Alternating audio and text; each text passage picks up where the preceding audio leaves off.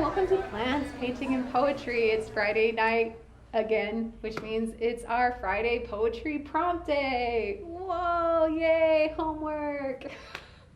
Whatever, you're here, so at least I'm talking to you as if you're here, so I'm assuming that you're here. And if you are here, I love you.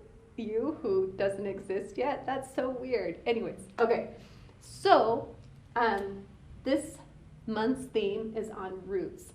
And roots, as far as they relate to language and also art, and then also, to plants. So we're going to be talking a lot about this. It's not that fancy of a word, but I like it because it kind of sounds fancy. It's called etymology. So etymology is the history of a word, or how a word is created. So it's not just its definition, but how it got to where it is today. So the etymology of the word roots, when I was making this board, my 13-year-old son saw me making it, and he started giggling. He was really kind of uptight with the fact that his mom was writing in gold the word penis on a board. He's like, "Why are you writing penis on a board, Mom?" Awkward moments with your 13-year-old son. And I'm like, "Oh, I'm not. I'm looking at the etymology of roots." And he's like, "What? Huh?" And he's like, "Oh, because it looks like that's so gross. You're so juvenile, Mom." He called me juvenile, my 13-year-old son. He's like, "Well, what are all these other words?" I'm like, "Well, these are the other words that relate to root as far as etymology goes, since we're looking at underground part, teeth, hair." But he was really amazed by the fact that the word origin and cause relate to penis. I just said the word, ugh. The way that, well, I guess it's not a gross word. It just is, I don't know. I feel like a 13-year-old. Okay, as it relates to roots, right?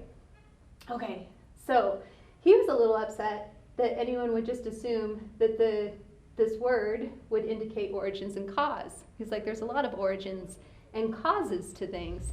And that's what got me thinking about this week's poetry prompt. So it's really hard not to talk about your mom or your dad.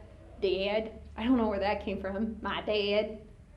We can talk about that later. We don't need to talk. I went to theater school to get rid of that accent. I used to talk like this, and I used to go to the creek, and I lived in the mountains, and then I went to theater school, and they taught me how to speak in standard American English accent, which isn't even a real accent. It just makes you sound, I don't know. It just makes it.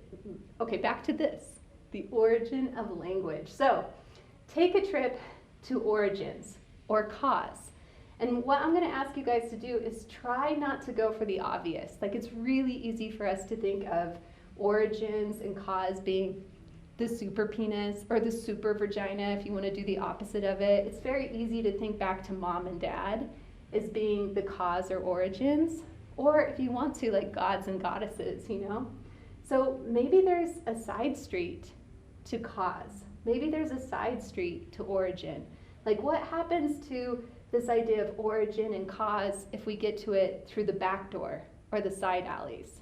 So what I'm going to ask you guys to do is take a trip to origins, the beginning of the world, mythology, or take a trip to cause. So something that may have happened to you or someone else in your life, try to figure out how to get back to the cause or how it happened. Only take a side street to get there. So don't think that you're going back to the standard origin or cause. Think of it as the other way that you got there. And then list 10 things that you see on the way.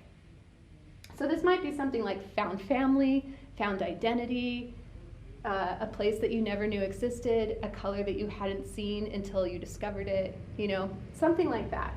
So we're going to try to get to roots, but we're going to try to get there by a way we didn't expect. And that's it. Happy Fridays. I'll see you guys next Friday.